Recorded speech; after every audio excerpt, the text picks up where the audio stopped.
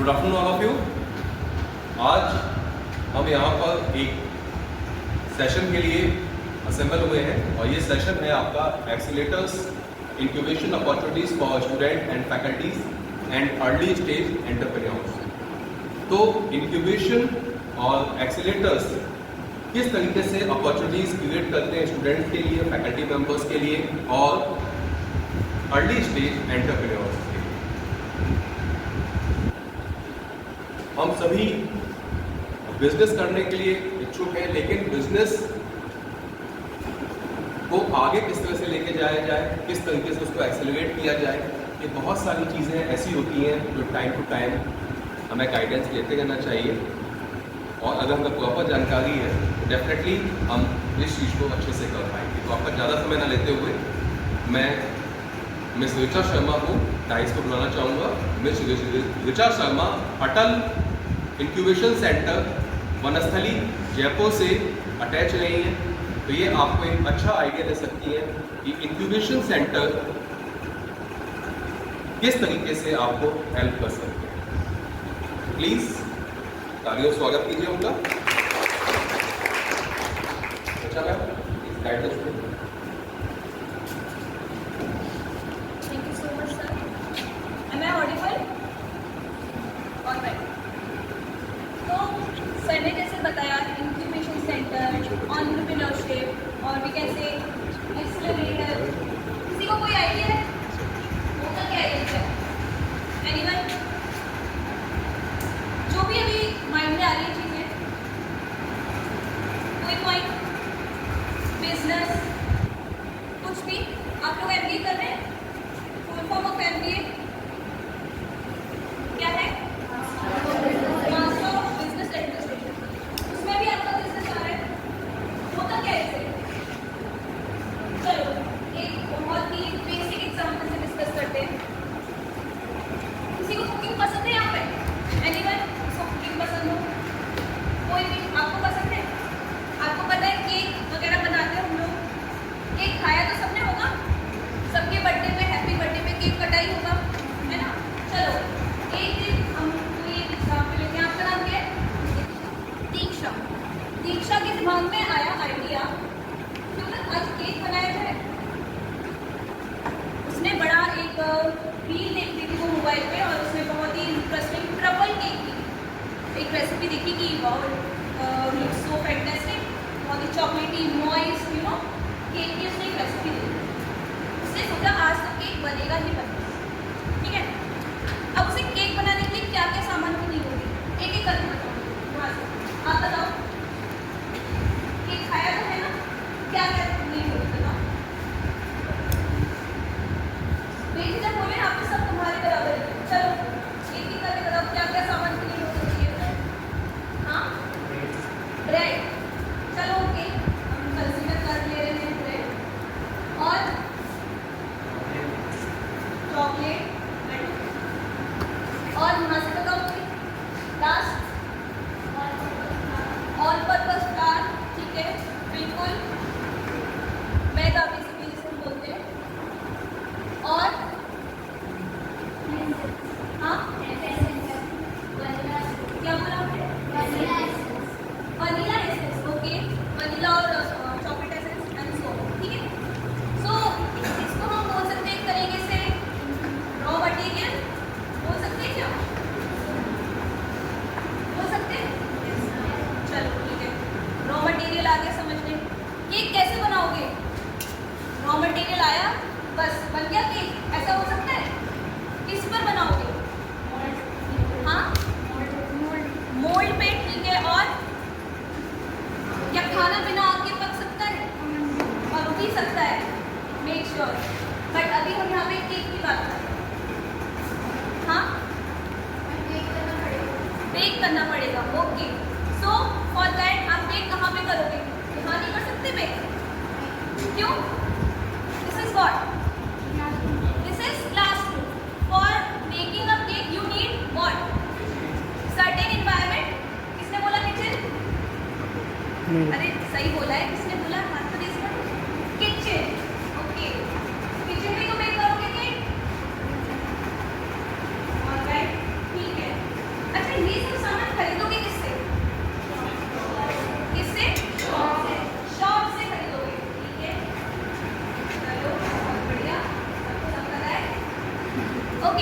Shopkeeper के पास जाओगे, uncle आप मेरे को ना वनीला एसेंस दे दो, मेरे को मैदा दे दो थोड़ी सी, और चॉकलेट दे दो, मुझे ना ट्रफल केक बना दो। तो शॉपकीपर कहेगा ठीक है। क्या लगता है वो फ्री में दे देगा?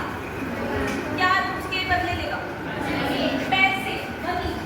ठीक, चलो दीक्षा, क्योंकि मैंने तुम्हारा नाम दिया इसको उससे मत देना कि मैम ऐसे बोल रही है। I am just speaking in a very normal way. Suppose करो दीक्षा को बिल्कुल कुकिंग नहीं आता, उसने आज से पहले कभी कोई भी चीज़, सिर्फ उसने पानी बॉईल करना सीखा, उसको चाय तक बनाने नहीं आता, ठीक है? Just taking an example. अब नाउ दीक्षा ये सारा सामान लेके आती है, किचन में भी आ जाती है ना? अब वो जाती है मम्मी के पास, मम्मी ऐसे ऐसे मैंने एक वीडियो देखी है, बहुत अच्छा केक बनाती है ना? मम्मी कहती है नहीं, मेरी किचन का फैलाना कराओगी तुम, बहुत गंदा कर दोगी, मैं नहीं बनाऊंगी।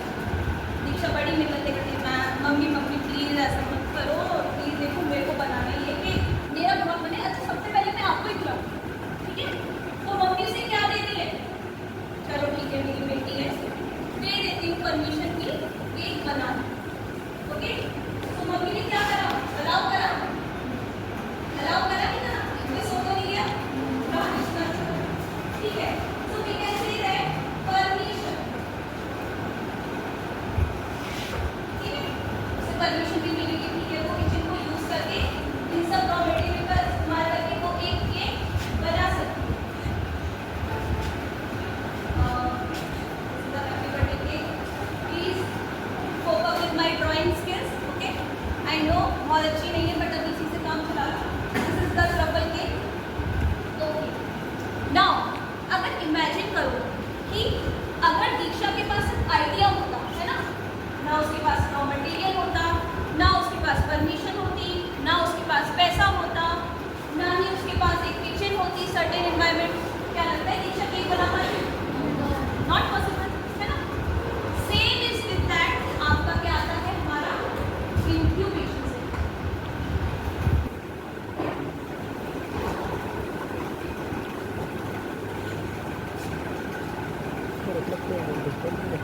ना इससे पहले अच्छा कितने ऐसे बच्चे हैं जो बचपन में जब बहुत छोटे थे, सेकेंड या थर्ड क्लास में, उन लोगों ने ऐसा सोचा था कि हाँ मैं जब बड़ी हो जाऊंगी ना तो एक चीज़ की दुकान खोलूंगी। कभी कोई ऐसा सोचा था? मैंने तो जरूर सोचा। कितने लोगों ने? कोई भी नहीं? Am I the only one? आपने सोचा? चलो मैं पुरानी जनरेशन के फ्रेंड से। सो बेसिकली मैंने क्या सोचा था? मुझे बिजनेस करना है। नाउ जस्ट इमेजिन, एक जो अगर पर्सन है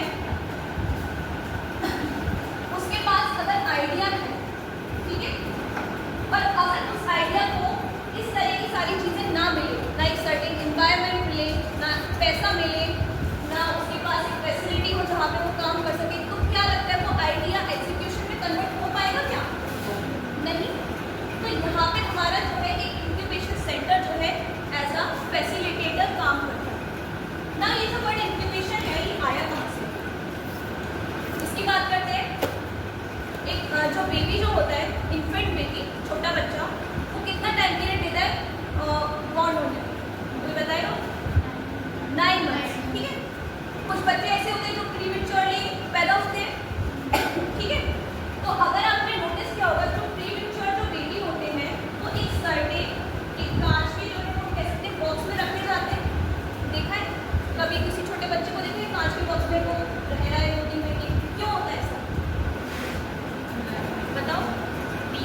क्योंकि वो वीक होता है। बिल्कुल सही, वीक। वो टाइम से पहले पैदा हो चुका है। सेम हमारा कंसेप्ट रहता है इंक्यूबेशन, मतलब वो जो एक स्क्वायर बॉक्स में होता है हम उसको इंक्यूबेशन ही बोलते हैं। जो बच्चा समय से पहले पैदा हुआ है क्योंकि उसको एक सर्टेन इन्वायरमेंट नहीं मिला है, उससे पहले वो कहाँ था? अपनी मदर की वूम में था, ठीक है?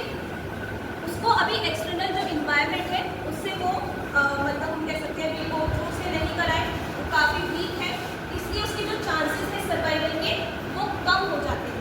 दैट इज़ द रीज़न हम उसको एक इस तरीके के स्पेस में रखते हैं जहाँ पे उसको सेम जो ट्रीटमेंट उसको मिल रहा था मदर की वूम में, वैसा हमको उसको ट्रीटमेंट मिले ताकि उसके जो सर्वाइवल के चांसेस है वो बढ़ जाए।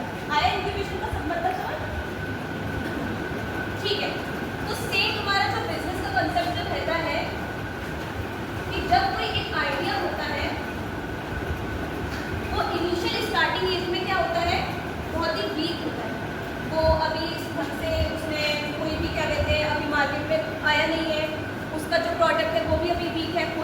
प्रोडक्ट में कुछ चेंजेस की नीड हो, तो इन सबको हमें हम कह सकते हैं एक तरीके से नीड जो है वो इंक्यूबेशन सेंटर उसको फुलफिल करता है।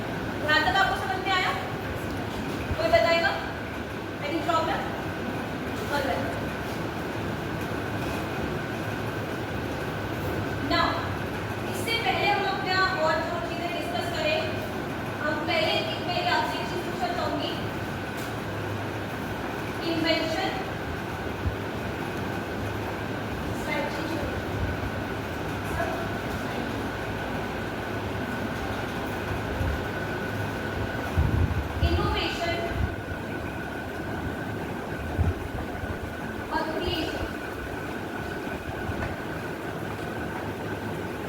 अंतर बताएंगे आप मेरे कोर्स में?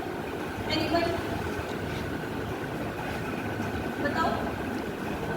ये तीनों चीजें सुनी नहीं लगती।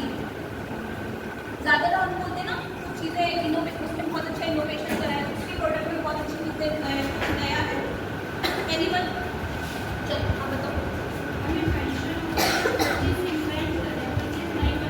कोई चीज नई बना रहे हैं, बिल्कुल, तो हम इसको कह सकते हैं डिस्कवरी। और इनोवेशन ये उसमें भी कुछ इनोवेट कर रहे हैं, कोई चीज़ नई चीज़ यूज़ कर रहे हैं, बट उसको बदल रहे हैं। बिल्कुल। और क्रिएशन सॉरी व्हाट? उसके न्यू आइडियाज और न्यू अपडेशन कर रहे हैं। अपडेशन, ठीक है, बेटर। इन्वेंशन जो होता है हमारा, हम स्क्रैच से कोई चीज़ एकदम बना रहे हैं। स्क्रैच इन द सेंस वो चीज़ अभी एग्जिस्ट करती ही नहीं, ठीक है, हम उसको कह सकते हैं उस चीज़ की डिस्कवरी हमने करके दी कि देखो ये चीज़ भी एग्जिस्ट करती है। लाइट बल्ब, ठीक है, इसका हम एग्जांपल कर सकते हैं। किसने बनाया था ये? Thomas Edison. लाइट बल्ब का क्या हुआ? इन्वेंशन हुआ, ठीक है। Meanwhile innovation we can say value creation. कोई जो एग्जिस्टिंग चीज है उसमें अगर हम वैल्यू क्रिएट करके ताकि उसमें हम एडिशनल और चेंजेस करके वो लोगों के लिए यूटिलाइज हो, कोई एक प्रॉब्लम सॉल्व करें, तब हम उसको कंसीडर करेंगे innovation. Meanwhile your creation can be up to you. It's basically हम कह सकते हैं आपका सिंपल, जैसे अभी बल्ब का एग्जाम्पल ले लें, तो अगर बल्ब जो है वो आपका सिंपली इन्वेंट हुआ, देन उसमें एलईडी बल्ब आए, देन उसके हम कह सकते हैं आजकल कौन कौन से आते हैं, आप उसे मोबाइल से भी कंट्रोल कर सकते हो, आप मैं कह सकती हूँ उसको लाइट उसका चेंज कर सकते हो। सो that is basically innovation. Meanwhile जो आपका क्रिएशन होता है वो एक्सप्रेशन होता है, आपके जो इनर थॉट्स हैं, आपकी ओन क्रिएटिविटी है, इसको हम कहते हैं क्रिएशन, योर एक्सप्रेशन और थॉट्स। आया समझ में? ठीक है, now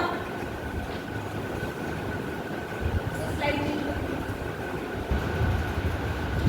what are incubator and accelerator. जैसा कि मैंने आपको बताया, इंक्यूबेशन सेंटर वो होते हैं जो एक स्टार्टअप, कोई भी जो बिजनेस होता है उसको एक इस तरीके का माहौल क्रिएट करते हैं ताकि वो उसकी सर्वाइवल के चांसेस बढ़ जाए। अब ये जो माहौल होता है वो किस तरीके से प्रोवाइड करता है? आपको मेंटरशिप प्रोवाइड करता है, आपको फंडिंग फैसिलिटी प्रोवाइड करता है, आपको नेटवर्किंग प्रोवाइड करता है, आपको मैं कह सकती हूँ ट्रेनिंग प्रोवाइड करता है एंड सो, ठीक है। जैसे कि आप अभी क्या कर रहे हैं? पढ़ाई कर रहे हैं, कोई ना कोई कोर्स कर रहे हैं, कर रहे हैं, तो आपको ग्रेजुएट बनाने में या आपको मास्टर्स बनाने में कौन हेल्प कर रहा है? कौन कर रहा है? टीचर्स। और ये बिल्डिंग क्या है? ये क्लासरूम कहाँ पर है? कॉलेज है, ठीक है। सो कॉलेज आपको एक इस तरीके का प्लेटफॉर्म प्रोवाइड कर रहा है जहाँ पर आपकी जो स्किल्स है, जो आपने कोर्स को अडॉप्ट करा है, उसको आप और ट्रेन कर सकते हैं। किसके थ्रू? मेंटर्स, आपके टीचर्स के थ्रू, ठीक है। एंड सो आया समझ में? Now what is the difference between incubator and accelerator?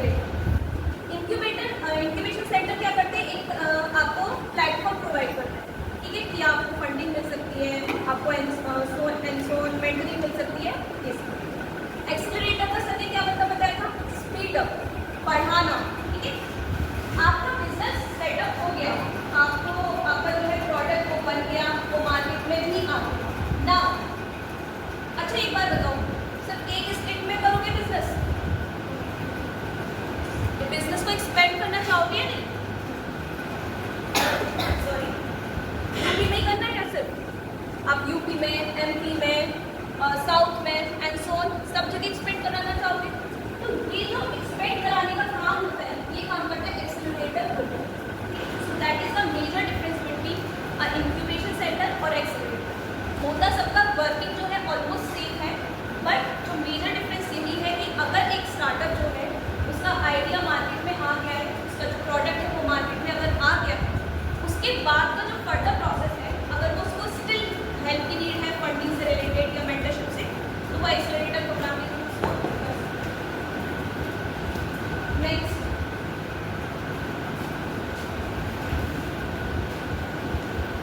Now अब हम बात करते हैं अपॉर्चुनिटीज फॉर द स्टूडेंट। ये सब तो मैंने बता दिया। अब आप लोग सोचेंगे हमारे लिए क्यों, हमें इससे फायदा क्या हो। कोई बता सकते हैं बिजनेस से उसको क्या क्या फायदा होगा? बताओ। बिजनेस से क्या फायदा होगा? ये शेप होती है ऐसे। बिजनेस से क्या फायदा होगा बताओ? क्यों कर रहे हो? एमबीए क्यों पढ़ रहे हो?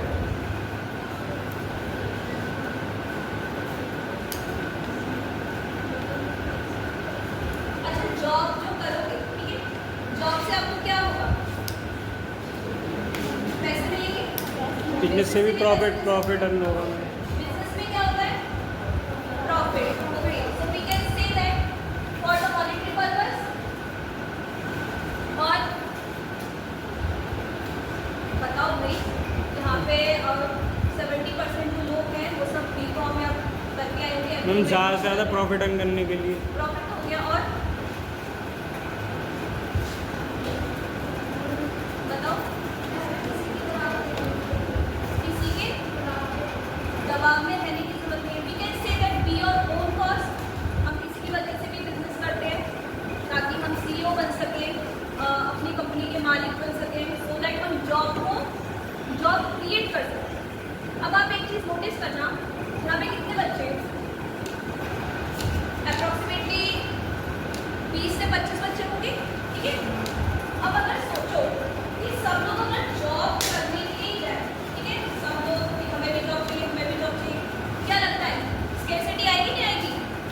मीनवाइल वहाँ पे अगर 5 लोग ऐसे आए जो जॉब प्रोवाइड करें लोगों के लिए, उससे क्या होगा? एक बैलेंस आएगा। ठीक है, लोग आते रहेंगे, जॉब करेंगे, लेकिन जॉब बनाने वाले, क्रिएट करने वाले भी हमारे पास बहुत होंगे। सो बिजनेस का एक और फायदा है जॉब क्रिएशन। आ रहा है समझ में या फिर कुछ आ रहा है? चलो नाउ अब ये देखना है कि जो इंक्यूबेशन सेंटर जो है, जो इतना बड़ा प्लेटफॉर्म प्रोवाइड करता है स्टार्टअप के लिए, वो स्टूडेंट्स के लिए क्या क्या अपॉर्चुनिटी लेके आता है। सो सबसे पहले अवेयरनेस और ओरिएंटेशन प्रोग्राम। आपको जैसे कि मैं अभी आपको गाइड कर रही हूँ कि इस तरह की भी चीज़ें होती हैं जिससे आपको कुछ आइडिया आना चाहिए। आइडिया अगर आपका अच्छा है तो आपको एक भी पैसे की नीड नहीं पड़ेगी इसकी पॉलिसी होगी। यानी कि आपका प्रोडक्ट बनाने से लेकर उसको मार्केट में उतारने तक और उसकी हम कह सकते हैं जो आपके प्रोडक्ट में अगर कोई कमी है उसको सुधारने के लिए भी आपको इंक्यूबेशन सेंटर अवेयर करता है, आपको हेल्प करता है। सो अगर जैसे ये जो ओरिएंटेशन प्रोग्राम जो हमारा हो रहा है, इससे हो सकता है 4 बच्चों को लगे कि हाँ ये बहुत अच्छा प्लेटफॉर्म है, हम इसको यूज़ करके अपना आइडिया जनरेट करके बिजनेस बना सकते हैं। So that is the one major हम कह सकते हैं benefit of incubation. Next is internship opportunity. ये जो इंक्यूबेशन सेंटर होते हैं ये आपको इंटर्नशिप अपॉर्चुनिटीज़ भी प्रोवाइड करते हैं, ठीक है। जैसे मैंने खुद यहाँ से मैं when I was in my PhD third year I was also doing internship from home, ठीक है। Next team building. सपोज करो आपके कॉलेज में इंक्यूबेशन सेंटर, ठीक है, एक बच्चा बीटेक का है, एक बच्चा MBA का है एंड सो, तो हो सकता है कि आपको यहीं पर आपकी टीम जो है बिल्ड हो जाए, जो एक HR का काम देख सकता है, एक फाइनेंस का काम देख सकता है, एक कोई टेक्निकल जो है वो देख सकता है। इस तरीके से क्या होगा, आपका एक टीम बनेगी, वो आपका पूरा ओवरऑल बिजनेस बनाने में हेल्प करेगी। Got it? इसके बाद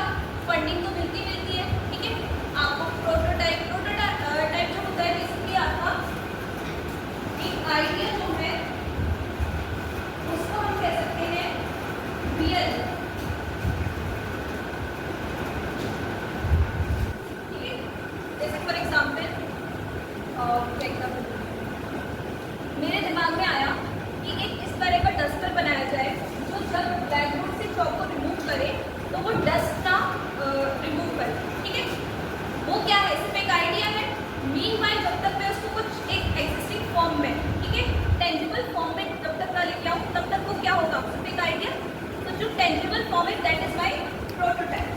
Got it? So इस डस्टर को बनाने के लिए भी, जस्ट फॉर एग्जाम्पल, ये जितना भी जो पैसा होता है वो इंक्यूबेशन सेंटर आपको प्रोवाइड करता है. So next one.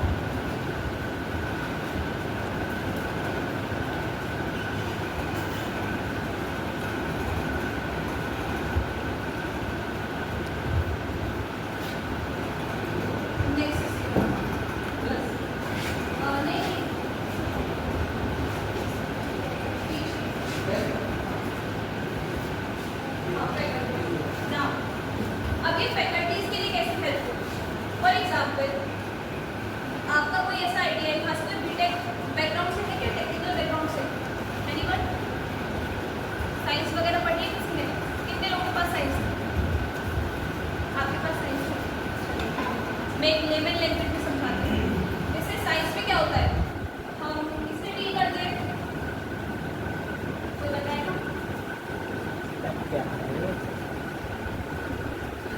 चलो ये भी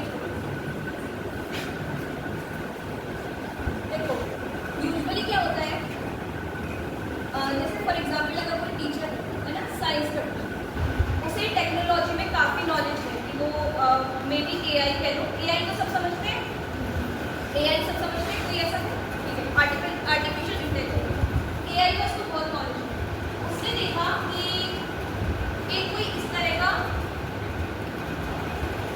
तरह की नोटबुक बनाई जा सकती है जो क्या कहते हैं, अगर स्टूडेंट का कह सकते अगर कोई काम नहीं हुआ है तो वो उसको बता सकते हैं. Just for a basic example है ना, जितना लॉजिक में लगाना कि ये एग्जाम्पल दे दिया. अब कोई एक ऐसा स्टूडेंट है जो मतलब बहुत ही क्रिएटिव है, उसको राइटिंग वगैरह बहुत पसंद है, इस तरीके से उन दोनों ने कोलैब करा कि सर मेरा आइडिया ये है. उन्होंने अपना आइडिया बताया और उसको मर्ज करके उन्होंने एक टेक्नोलॉजी जो है बना दी इस तरह. तो वो जो टेक्नोलॉजी है उसको भी आप क्या कहते हैं आगे स्केल अप कर सकते हैं. कि जैसे आपको सिर्फ इतना काम करना होगा कि आपने कोई टेक्नोलॉजी बनाई और आपका बिजनेस करने का मन नहीं, लेकिन आपको उसको आगे स्केल करना है, यानी आगे मार्केट में लेके आना है. तो वो आप टेक्नोलॉजी को सेल कर सकते हैं. ठीक है, आपकी टेक्नोलॉजी है लेकिन दूसरा कोई इसको प्रोडक्ट में कन्वर्ट करके मार्केट में बेचेगा. ठीक है, जिससे क्या होगा, आपको रॉयल्टी मिलेगी. रॉयल्टी पता है क्या होता है, ऑथर्स को क्या मिलती है, ऑथर्स बुक लिखते हैं. ठीक है, बुक लिखने के बाद उनको क्या होता है, सिंगर्स गाने सुनते हैं सब. कोई ऐसे जो गाना नहीं सुनता है, गाने भी सुनते हो तुम. ठीक है, इन सबको क्या मिलती है, रॉयल्टी मिलती है. Okay, so you can also take royalty as a teacher. Now इसके बाद आपको जितना भी लीगल सपोर्ट जो है, IPR इंटेलेक्चुअल प्रॉपर्टी सपोर्ट जो है, वो भी आपको इंक्यूबेशन सेंटर प्रोवाइड करता है. अगर आप जो है इंटरेस्टेड हैं एज अ टीचर, इसमें कोई बिजनेस प्लान है आपका या कोई टेक्नोलॉजी है. नाउ इसके बाद फंडिंग भी मिलती है एज आई ऑलरेडी मेंशन, और आपके नेटवर्किंग और कनेक्शन में भी आपके काफ़ी इम्प्रूवमेंट है. ओके, नाउ इसके बाद हम डिस्कस करते हैं प्रोसेस क्या है. सो कंटिन्यू करते हैं. आप करते हैं. नाउ इसके बाद प्रोसेस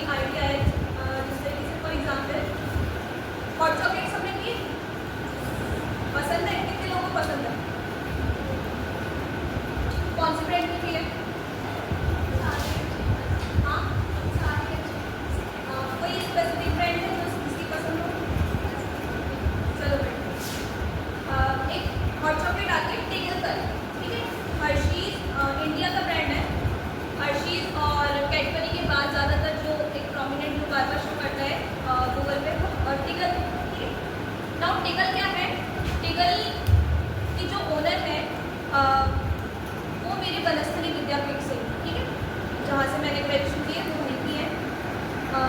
2016 से लेकर 19 तक उन्होंने ग्रेजुएशन करी थी। उनके पास क्या था, सबसे पहले उनके पास कोई आइडिया था कि मार्केट में उन्होंने देखा कि जब भी हम जाते हैं तो ज़्यादातर हमारे पास दो ही ऑप्शन अवेलेबल होते हैं, या तो चाय या फिर कॉफ़ी। दूसरा उन्होंने एक और चीज़ नोटिस करी कि जो हॉट चॉकलेट है उसकी जो इतनी अवेयरनेस है या कोई प्रोडक्ट है ऐसे कभी इंडियन मार्केट में नहीं। तो वो क्या था, बेसिकली आइडिया था, ठीक है ना। अब इस आइडिया को हम कह सकते हैं मार्केट में लाने के लिए उन्होंने किससे डिस्कस किया, इंक्यूबेशन सेंटर से, ठीक है। जो वहाँ के पीसी हैं या फिर सीईओ है उससे उन्होंने डिस्कस किया कि इस तरीके से मेरा आइडिया है। अब आइडिया तो था, ठीक है ना, कुछ उसको हम कह सकते हैं एक टेंजिबल उस फॉर्म में उसको कन्वर्ट करना था या नहीं। ठीक है, आपका आइडिया बहुत बढ़िया है, but whether it will be successful और नॉट, ये तब किस पे डिसाइड करेगा, पहले आप कुछ बनाओगे उसी पे। सो आइडिया करने के बाद आपका सेकंड पॉइंट जो आता है वो आता है POC, which is proof of concept. इसमें आपको बताया जाता है कि ठीक है आपका ये जो आइडिया है आप इसमें इतना सर्टेन चेंजेस कर सकते हैं जिससे वो एक फीजिबल फॉर्म में हो सकता है। फीजिबल इन द सेंस ये आपके फ्यूचर में आपका चल सकता है या नहीं। नाउ इसके बाद क्या करते हैं, आपका आइडिया प्रूफ ऑफ कॉन्सेप्ट से हो गया, पास ऑन हो गया, देन वो प्रोटोटाइप पे आता है। प्रोटोटाइप इन द सेंस आपके वर्किंग मॉडल पे आप उसमें काम करते हो, एडिशन उसमें चेंजेस करते हो एंड सो।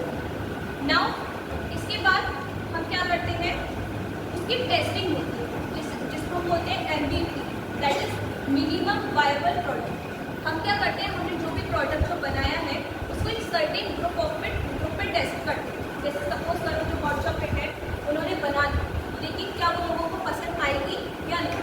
तो उन्होंने क्या करा, 4 लोगों ने उसको डिस्ट्रीब्यूट करा और उनसे बोला कि आप इसको रिव्यू करें। उनको बहुत अच्छी लगी, उन्होंने कहा लेकिन इसमें एक दो वेरिएंट्स आप और लेके आ सकते हो। तो दिस इज बेसिकली आपका MVP।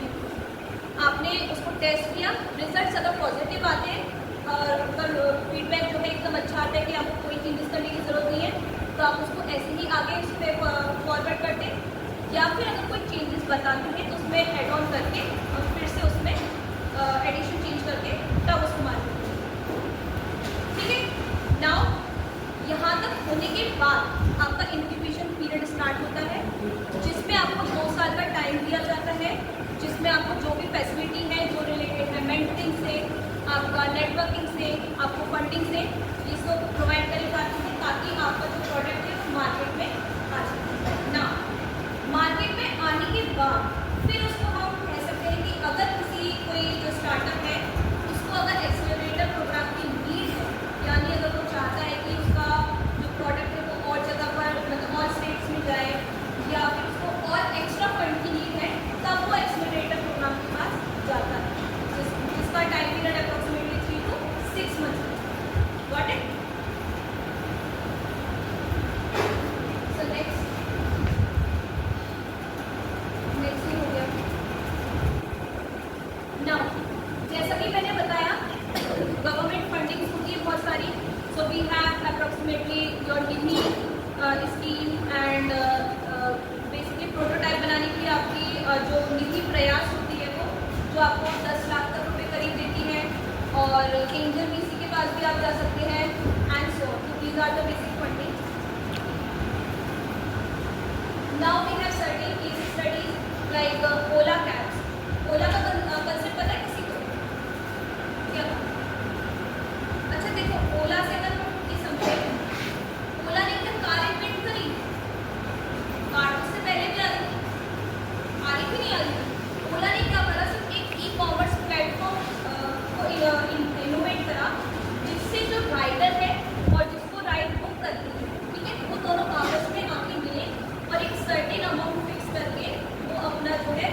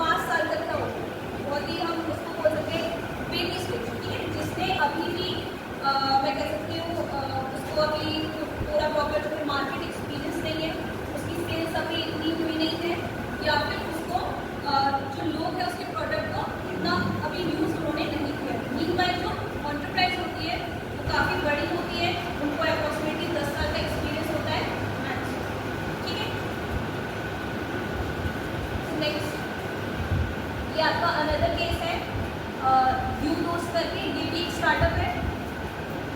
Next, so now we will talk about challenges about the startup. काफ़ी सारे चैलेंजेस आते हैं regarding financial, mentoring and so on, but still they are various institution जो उसको सपोर्ट कर सकते हैं, जैसे मैंने अभी आपको बताया इंक्यूबेशन सेंटर के बारे में। So that was it. Basically जो हमारे यहाँ पे कंक्लूजन जो है यही है कि अगर आप जो है स्टार्टअप करना चाहेंगे तो we have a different programs as well. जो आप अगर किसी को मेंटरशिप के लिए है तो वो इंक्यूबेशन सेंटर से जुड़ सकते हैं।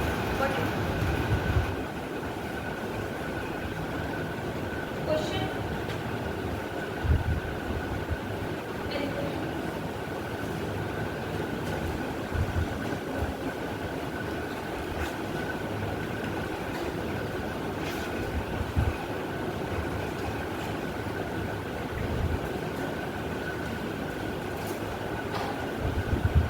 Thank you, ma'am, for the guidance on the incubation and accelerators. अब इस गाइडेंस के साथ कुछ एक्टिविटीज़ हैं जिन एक्टिविटीज़ को हम परफॉर्म करेंगे जिससे कि इस सेशन का जो गाइडेंस है वो फ्रूटफुल हो सके। कुछ गूगल फॉर्म्स के थ्रू में कुछ स्टडीज़ और भी हैं जो आपके साथ शेयर की जाएंगी, जिन पर आपको वर्कआउट करना होगा। तो थैंक यू मैम, आपका भी और आप लोगों का भी जो इस लेक्चर को जो सुना आपने। और इसी सीरीज़ में भी और भी बहुत सारी एक्टिविटीज़ हैं जो परफॉर्म होती रहेंगी। Thank you.